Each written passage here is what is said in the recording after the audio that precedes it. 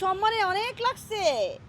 আপনার ছেলে 2 মাস হাজব্যান্ড ওয়াইফের মতো আমার সাথে থাকলো, সেটা বুঝলেন না? এখন কেন সম্মানের কথা আসছেন? আপনাদের সম্মান যা গেছে কিছুই যায় নেই। আগামী দিনে ভবিষ্যতে কি অপেক্ষা করতেছে সন্দীপ সাহা? একটা ছেলে মেয়ে যখন অনেক ক্লোজ হয়ে যায় তখন শারীরিক সম্পর্কটা হয়ে যায়, তো আমাদেরও হয়েছে। আর যখন হয়ে গেছে আমার কাছে মনে হয়েছিল যে এখন বিয়ে করা উচিত, যেহেতু আমরা হাজব্যান্ড ওয়াইফের মতো একজন আরেকজন পাশে আছি। রাজকে আমি বললাম, রাজ বলল আমরা ফ্যামিলিগতভাবে ম্যারেজ করব।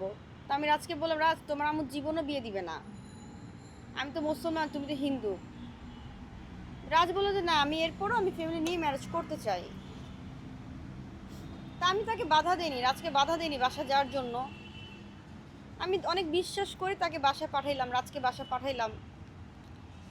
বাসা যাওয়ার পরের দিন যে রাজের আম্মু একদমই সরায় ফেলবে, এটা আমি সেকেন্ডের জন্য চিন্তা করি নাই।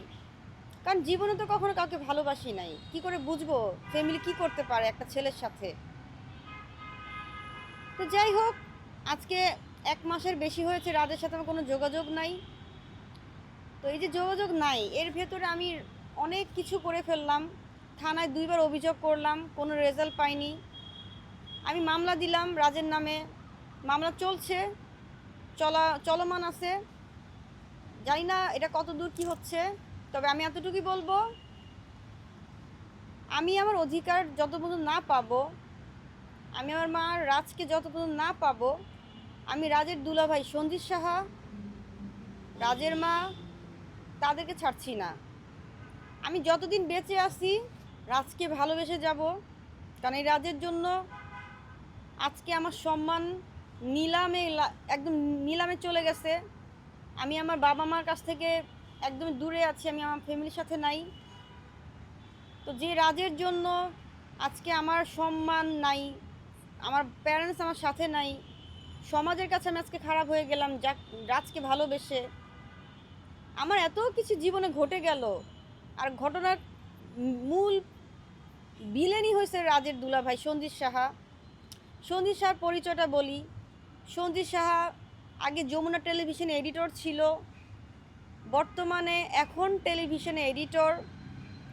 তো একজন একজন সঞ্জিত সাহা এডিটর হয়ে রাজের বড় বোন অ্যাডভোকেট।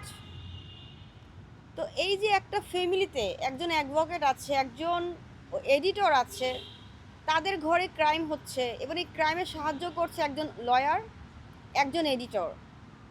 তো বাংলাদেশে প্রত্যেকটা সমাজের প্রত্যেকটা ঘরে ঘরে যদি এত সচেতন পাবলিক থাকার সত্ত্বেও ক্রাইম হয়, ক্রাইমে সাহায্য করে, তাহলে আমার মতো নূপুর কোথায় বিচার পাবে? না থানায় পাচ্ছে, না কোর্টে পাবে। আমাকে বারবার বলা হচ্ছে আপনি কোর্টে যেহেতু মামলা করেছেন, মামলার মাধ্যমেই আপনার সাথে আমার বোঝাপড়া হবে। মামলার রেজাল্ট কী হবে সেটা আমি ভালো করেই জানি, মামলার রুলস কি হয় সেটাও আমার জানা আছে। এই জন্য তারা বলছে, রাজের মা বলছে, রাজের ফ্যামিলি বলছে, রাজের দুলাভাই বলতেছে। তো আমার একটাই কথা, আমি আমার এত হিসাব বুঝি না, আমি শুধু একটা হিসাব বুঝি, আমি রাজ চাই, আমার সম্মান চাই। আমার সম্মান, আমার ভালোবাসা, আমার রাজকে টাকার বিনিময়ে আমি কখনো বিক্রি করব না।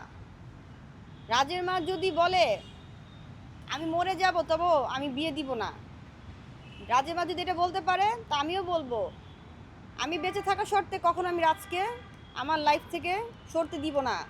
আমি যতদিন বেঁচে আছি সঞ্জিত সাহাকে একটা দিনের জন্য আমি রাতে ঠিক মতো ঘুমাতে দিব না, এটা আমার চ্যালেঞ্জ। রাজের মাকে আমি শান্তিতে জীবনে থাকতে দিব না। রাজের মার সম্মান তো অলরেডি চলে গেছে, তাদের এলাকায় যা করে আসছি, এলাকার লোক সবাই জানে এখন রাজের সাথে সম্পর্ক ছিল, রাজ আমার সাথে কী করেছে। একটা মুসলিম মেয়ের সাথে হিন্দু ছেলে কীরকম প্রতারণা করে তার প্রমাণ আছে, সমাজ জানে। আমি কি দোষ করছি ভালোবাসা? ইনোসেন্টভাবে ভালোবাসছি, এটাই আমার অন্যায়? আমি রাজকে কখনো দোষারোপ করছি না।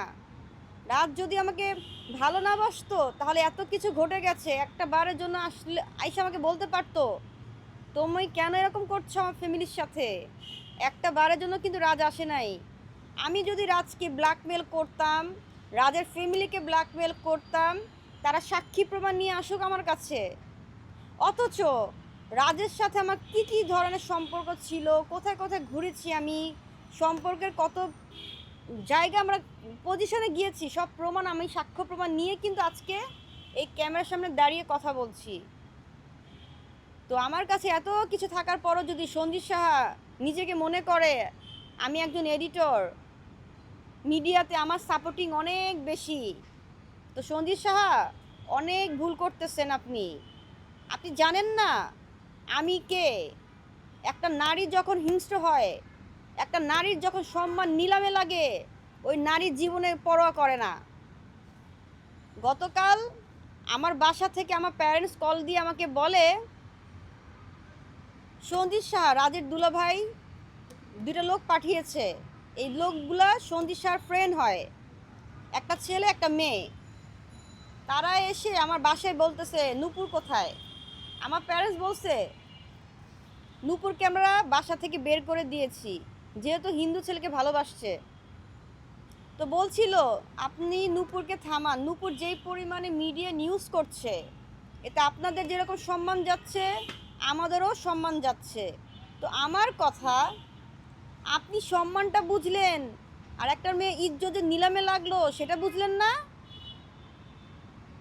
আপনাদের সম্মানে অনেক লাগছে, আপনার ছেলে 2 মাস হাজব্যান্ড ওয়াইফের মতো আমার সাথে থাকলো সেটা বুঝলেন না। এখন কেন সম্মানের কথা আসছেন?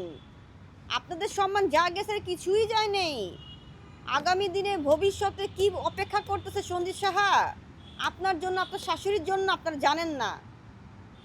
এবং তার বাড়িতে আপনাকে 8 দিন মানে আটকে রাখার মতোই একটু একটু ওই ব্যাপারটা একটু এটার সঙ্গে যুক্ত করুন। না 8 দিন না, রাজের সাথে আমি 12 দিন ওর বাসা ছিলাম। আর যখন আমার ফার্স্ট টাইম ফিজিক্যালি যাই তখনই আমি জানতে পারি রাজ হিন্দু। তো এখন কথা হয়েছে প্রথমবার একটা মানুষের সাথে ফিজিক্যাল যাওয়া আর সারা জীবন যাওয়া এসে একই কথা। তো আমি যাকে ভালোবেসে আমার সম্মানটা দিয়ে দিছি তখন তো আমি আর ব্যাক করতে পারি না। এর জন্য আমি রাজকে ভালোবেসে রাজের কাছে থেকে গিয়েছিলাম। কিন্তু রাজের ফ্যামিলি, রাজের মা, রাজের দুলাভাই এটা সহ্য করতে পারে না রাজ কেন আমাকে এত ভালোবাসে। এখন ভালোবাসে কি মানুষের মন আটকে রাখা যাবে? যাবে না। এই যে রাজকে আপনারা আটকে রাখছেন, রাজের শরীরটা আটকে আছে, রাজের মন তো তার আটকেতে পারেন নাই। রাজের মন কোথায়? যদি রাজ আমাকে ভালোই না বাসে তাহলে রাজকে একটু ওপেন করে ছেড়ে দেখেন না রাজ কোথায় থাকে। আপনারা কেন এত ভয় পাচ্ছেন রাজকে নিয়ে? একটা বারের জন্য কেন রাজ আমার কাছে আসলো না? সারা ঢাকা শহর আমি রাজকে খুঁজে বেড়াইছি, একটা জায়গায় রাজ নাই।